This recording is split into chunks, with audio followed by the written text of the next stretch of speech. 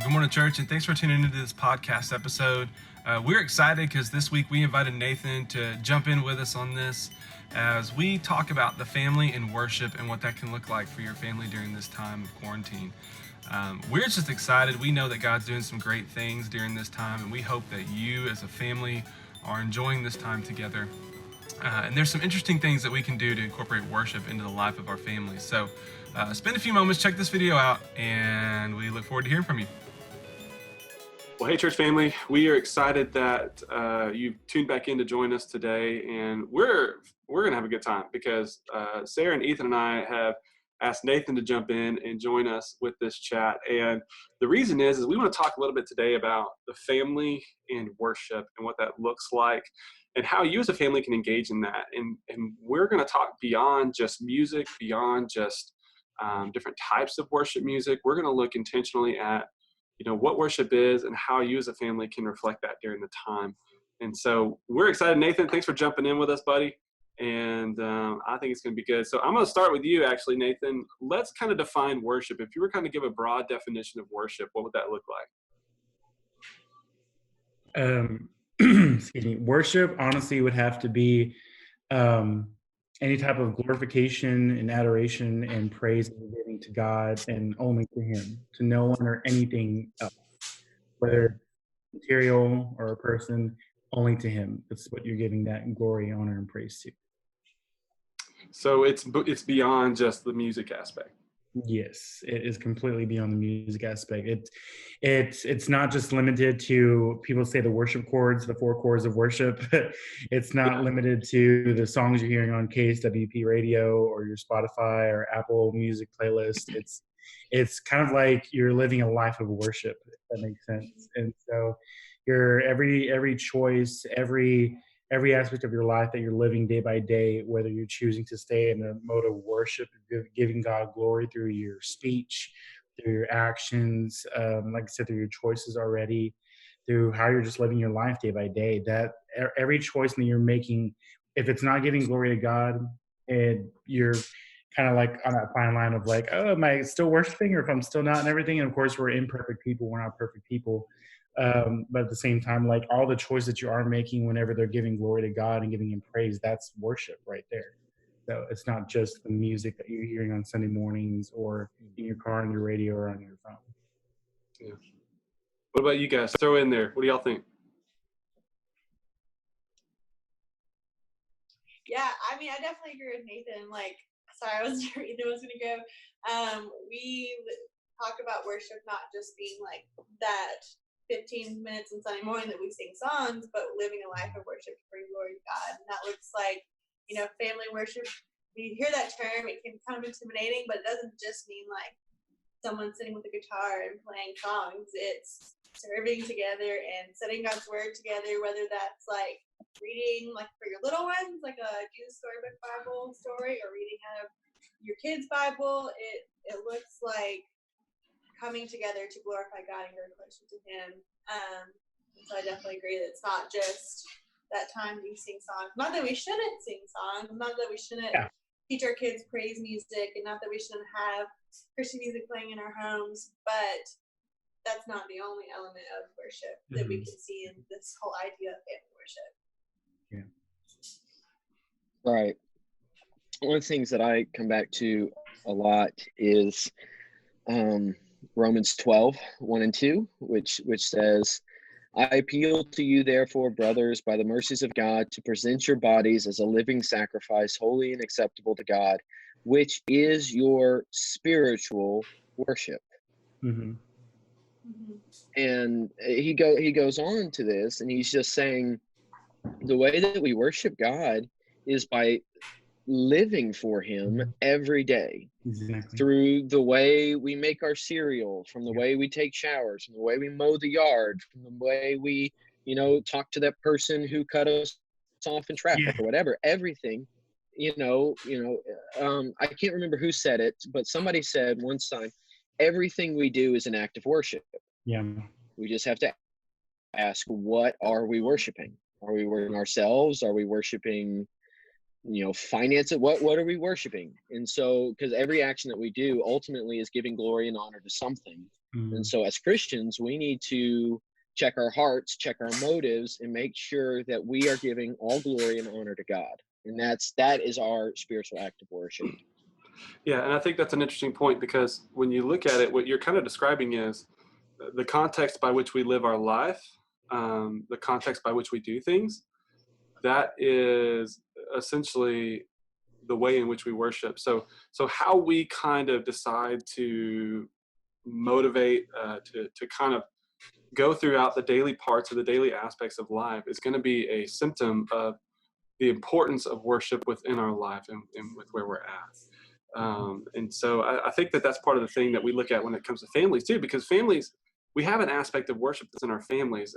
Nathan and I read a book recently about kind of the heart of worship that was written by a Lifeway worship leader. And one of the things that it talks about and describes is that even our prayer life, like 90% of our prayer life comes directly from the worship songs that we sing on a Sunday morning. And so, that's why Nathan's very intentional with the songs that he picks. He's trying to find things that are God honoring and God glorifying.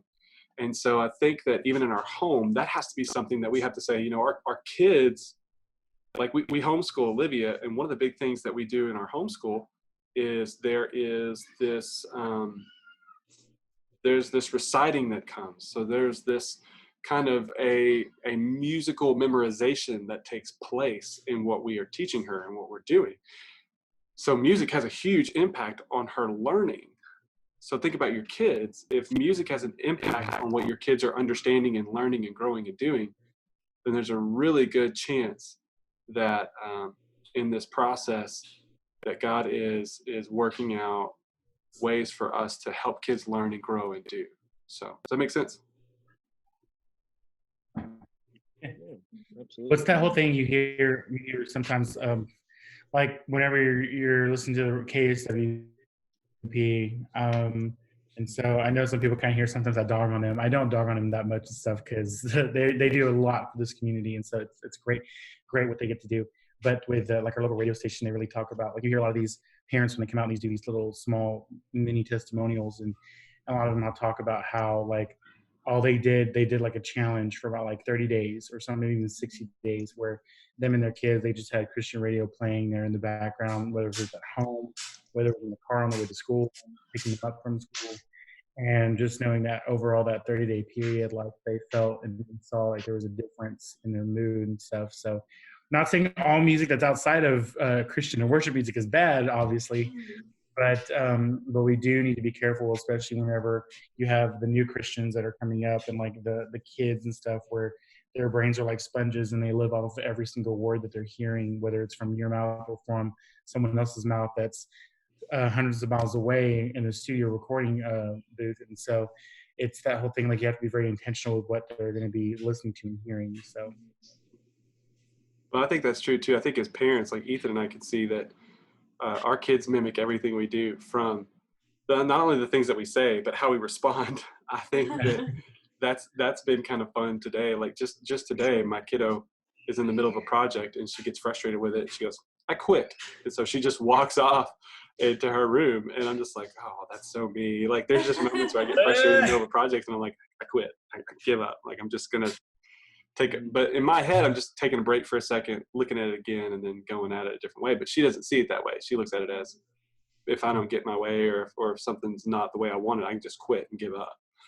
And so I think that there's that aspect too, that, we talk about worship contextually. I think that, and I think Ethan can see that too with your kiddos, they respond heavily to the way that you respond. And I think that's huge. Oh, for sure. Well, let's look real quick. Want to kind of take a few moments and give some points of application. So it's one thing to talk to parents about how worship is important, family worship is important, things like that are important. We've hit on a couple ideas, especially as it relates to like listening to music and things like that. But what are some application things you guys can think of that could help families kind of integrate some of this idea of worship in the family as a more integral part? What are some things that they can do practically today to kind of help them get going in this? Yeah. just speak to something that we do with the girls, and I think this speaks to something that you can do with kids of all ages. So the girls are 3, and we've been walking through, and I know this is something that Charles does with Olivia. We've been walking through the what's called the New City Catechism, which has questions and responses to them. And there's 2 questions that we've been working on here recently. And I believe the question is, why did God create, or something like that, or how did God create us? And it says, God created us male and female in his image to glorify him, is the response. And then the next question is, well, how do we glorify him? And we glorify him by obeying his commands and laws. Which is always funny because every time we finish that one, Adelaide always says, I don't like laws. And it's always, and we finally figured it out that she's saying claws and not laws. And so because claws scratch her, and so it makes a whole lot more sense now. But anyway, we kind of have been talking about through this idea, and at their level, that we glorify God and we honor God by obeying mommy and daddy. That God gave them a mommy and daddy to protect them, to guide them, to give them things that they're not going to really like, but are ultimately for their benefit. And that if we're going to honor God in our lives, then we need to be obedient to what he has set forth. And so instilling that at that early age hopefully will pay dividends down the road. And not to say that if you didn't do that at 3 years old, 4 years old, whatever, that you're lost. But having these kind of conversations with our kids of like, okay, we talked about like worship is a lifestyle. Well, how does that look at school? How does that look at the lunch table? And having these kind of conversations with our children and getting them thinking, getting us thinking about all of these different things. And I think that's a way for us to kind of keep that conversation going in our families on how we can better glorify God in our lives.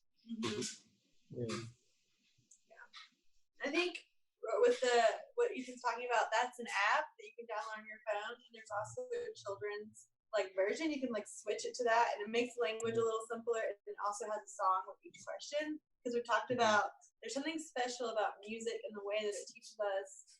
It gets stuck in our heads and we learn it. That's why it's so important that we're being careful even with our little ones with what we're listening to. And we talked about I don't just listen to Christian music all the time, but I try to make that at least how I start in my day if I'm going to listen to music.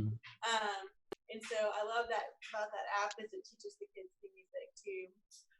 But I think with family worship, there's this as you go aspect. Charles was talking earlier about when they're outside playing, they talk about God created everything, and if I'm holding a kiddo who's unhappy, a preschooler, and we're looking out the window, we talk about we can see that God made, which in the parking lot is grass and the trees, but and then there's also an aspect of having a little bit of time where we sit aside to just you have your quiet time in the morning, that we have time to read our Bible, whether it's a storybook from the Jesus Storybook Bible, like I was talking about earlier, from your Bible, just having time. It doesn't have to be complicated. I know that whenever we were at my cousin's house, something they always did is they had a little devotional that took 5 minutes they read after dinner. So that was the aspect of sitting around the dinner table together and then spending 5 minutes talking about something with the Lord. It doesn't have to be this big complicated thing when you plan a worship service, and it's just teaching your kids about what God has done for us. I guess kind of to play off of both those aspects we were talking about, definitely what you're talking about, Sarah, that lifestyle and everything Ethan was talking about as well. It's just that teaching the kids, working together as a family unit, the kids seeing the parents taking every aspect of their life, how Ethan was talking about earlier, how you're pouring out your cereal, that person you're cutting off, or the person that's cutting you off on the road and stuff. Your kids are watching your mannerisms and how you're acting and what you're doing and stuff. And so basically every opportunity through every aspect of your life, you have a choice to show and express worship with your family, with your kids. You have to be mindful of that, because they see everything, almost practically everything, until of course obviously whenever it's at night and you go to bed and stuff. But whenever they're not, they're seeing every aspect of you, what's going on. And so really being intentional with all your choices, like when it comes to how you're speaking and how you're acting and like what you're doing with your life, like it's a great aspect whenever they get to see mom and dad on their knees praying. It's a great aspect when they see mom and dad with their Bible open on the table reading together. It's a great whenever they see mom and dad listening to music and stuff together, especially specifically either with Christian or worship music and stuff, because then they want to be able to get the chance to do that as well. And so it's so great. And then when of course whenever we were coming to the aspect part of music, if you want to have that music there as a part of your worship time, whether it's Sunday morning or throughout the week, there's so many different resources that are out there. Like I can't even begin to even like to list them all. Like you can go to Spotify or Apple Music, or you can go to YouTube as well. YouTube Music has a lot of stuff with, if you want something that's more kid oriented, there's literally albums titled Kids Worship, where they will actually like arrange all the worship songs you usually see on a Sunday morning. You'll see them be arranged in a kid fashion. It's more kid friendly. And then, of course, for those that are like older, that are teenagers and stuff or preteens, there's already that worship music that's out there. You can kind of just like take, especially since we stream our services right now, you could always go back and listen to the songs that we did on a Sunday morning, and then you could look them up yourself and stuff. But there's tons of, but then of course you have to be careful when doing that, because whenever you're going down, I call it the worship rabbit hole, when you start one song on the playlist and then it says, here's this recommendation, and then you're like, some of these songs are starting to like go on that line of like, I don't know if this is completely biblical and theological. It's more of just in my feels, if I can say that. And so, but there's so many resources out there, but I guess the main aspect of it all, to like draw it all together, is just worshiping together as a family unit, all the way from the baby to the grandparent that you have that could be living with you. All those different aspects and stuff. There's so many different ways worship can be implemented in their life to be one strong foundation of a family on Christ. So there's so much stuff out there. And I think there's practical ways for us to be able to engage all those things. And so, one of the things our kids love to do is they love to just dance around. So Fridays, when I'm just watching them while Melina's doing work, we put on a playlist. It's a lot of upbeat, just very active and fun stuff. And that's just playing while we're doing our day. I mean, it's not like we're intentionally going, okay, it's worship time. Just turn the TV off, and that's what we do. I mean, that's the noise that we need to kind of make it through the day. And so it's always playing in the background. It's always playing softly. And then, if we go outside, we have a little Bluetooth speaker. We just bring the music outside then and allow them to kind of have that out there too. So I think that there's even some of those aspects that you can look at. And we used to have this CD. It was called Mommy and Me Worship, which I don't know why they didn't do it Daddy and Me Worship, but it's whatever.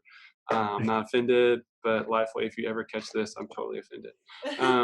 But the Mommy and Me Worship, that was what Melina would keep in the car. And as they were driving around running errands or doing some stuff, that was just something fun that you could hear moms and kids kind of singing, and they have that engagement. And I remember even now when Olivia was little and she would cry at night, you could still hear in the monitor Melina singing Come Thou Fount to her, trying to soothe her to get her to sleep. Those things are things that last with your kids. They are moments that last. And so, yeah, you may be sitting there holding your little newborn baby or your baby and going, my kids barely can even say dada. They know how to say no more than they know how to say mama or dada. Yeah. But you can still sing to them. You can still pray over them. You can still kind of model some of that. We pray at dinner every single night. Henry doesn't know how to hold our hands and pray yet, but he does know how to clap when we say amen. So he understands that there are certain aspects of it that are important. So I think that even the smallest thing that you do has a great impact. Yeah. It's when you do nothing in it that you can't go back on anything. When you do nothing, when you take that stance of like, oh, I don't have time, or I don't have the energy, or I don't know what options are out there. When we don't explore as parents, and when we don't pursue things, then we're not giving our kids a vital option. And so we have to always remember that that doing nothing is not an option. Doing something, pursuing it, that's the option. And if we do it right, awesome. If we do it kind of what we think may not be the right way, as long as it is filled with Jesus and it is pursuing that heart, God can use those things to begin to shape the hearts of our children. So it's all about shaping the hearts of our children, building those relationships and making that happen. So Any other final thoughts from you guys before we shut it down for today? They're all like, no, I don't want to talk anymore. I guess all I can say, like, just kind of wrap it up, is just like, just don't be afraid to take all those extra steps throughout your day to really take those intentional moments, like we were saying, to really portray worship in your life with you and your kids and your family. Just don't take every little breath, every little moment for granted. Use every purpose to, like what Ethan was saying in Romans 12, to live a life that's sacrificing to God, just to completely give your body over to Him and your lifestyle to Him. I feel like whenever families and kids really do that, they will see a massive heart change in their families, one that they probably never thought that they could actually achieve. But definitely believe and know that God is powerful and all-knowing, and He is definitely able to change the whole heart aspect of you and your family, without a doubt, if you completely worship Him in your day-to-day life. Yeah. And I would say, like, start small. I think a lot of times, like, if we think about, like, our physical health, we're like, we sometimes are like, I'm going to work out 2 hours every day, and I'm not going to eat all these things anymore. And then you fail. Like New Year's resolutions. Yeah. You try to do too much. And I think that can be true when we try to make any kind of change. So pick one thing that maybe we've talked about, that the Lord is laying on your heart, and start there. It doesn't have to be this big, complicated thing where we, like, completely change everything right now. The Lord will, like, work on our hearts and mold us. But I would say my encouragement is just pick one thing that you want to do differently. That maybe from this or from something else you've heard before, the Lord's been laying on your heart, that one little change that you want to make, and that'll lead to another change. Start there. That's what my encouragement would be. Yeah. Not to be too boring, but I've been looking at some statistics, Barna Group research. Maybe familiar with them or not.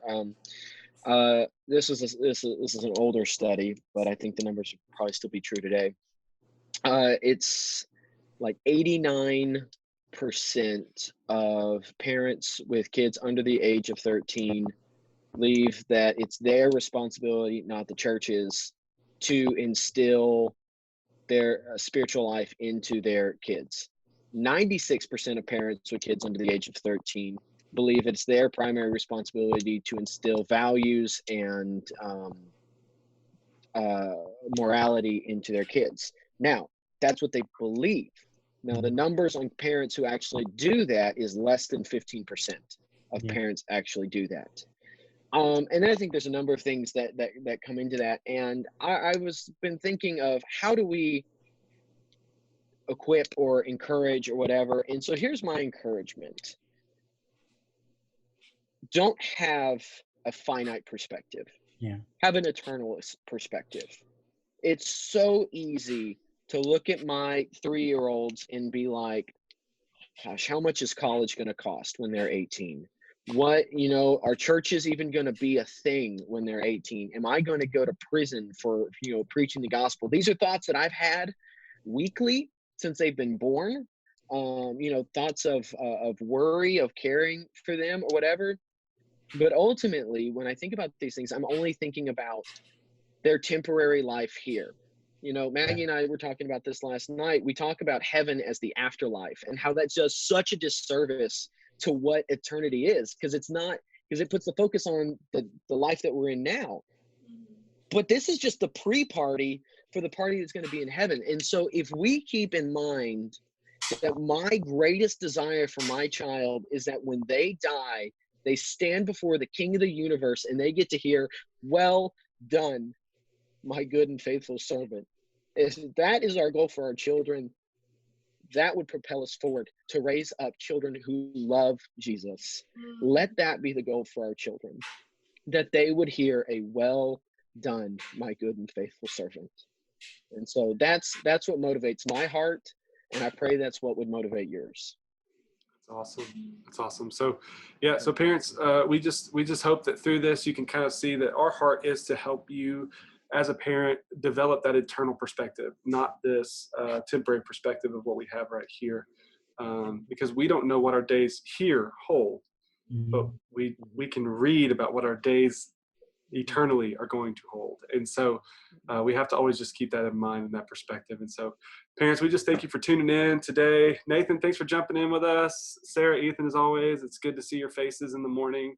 Nathan, it's also good to see your face too. But you know, don't forget, check it out, subscribe to us. If you have questions for us, we would love to answer those as best we can. We know some of you have chimed in this past week about some topics that you'd love for us to cover. If you know of a topic you'd love for us to cover, we're going to keep doing these things even after quarantine. So let us know, and we would love to talk about that. So, all right, parents, have a good day, and we hope that this encourages you some.